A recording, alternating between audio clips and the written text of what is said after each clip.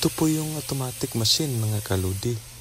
D20 housing cover po yung ginagawa namin. Dalawang piraso.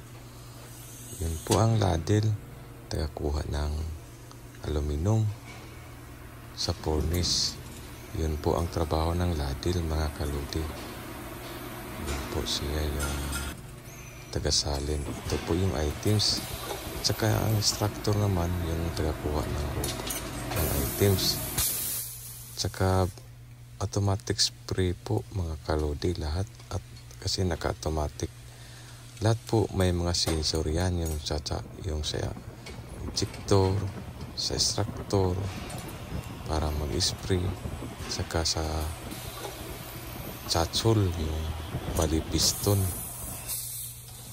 Yun po mga kaludi.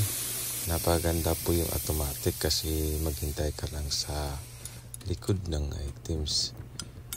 Tsaka yung trabaho mo, tagapukpok na lang, kukunin yung overflow at saka base. Yan po ang finished product. Malinis na po yan.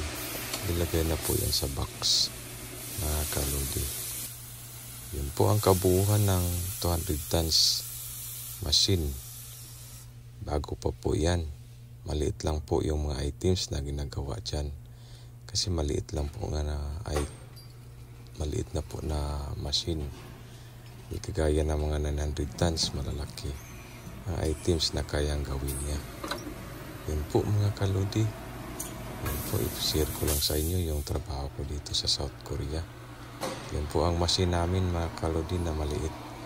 Bago pa po yan. Yun po, napakaganda pag bago pa yung machine. Bira lang mag-error. Thanks for watching. Paalam.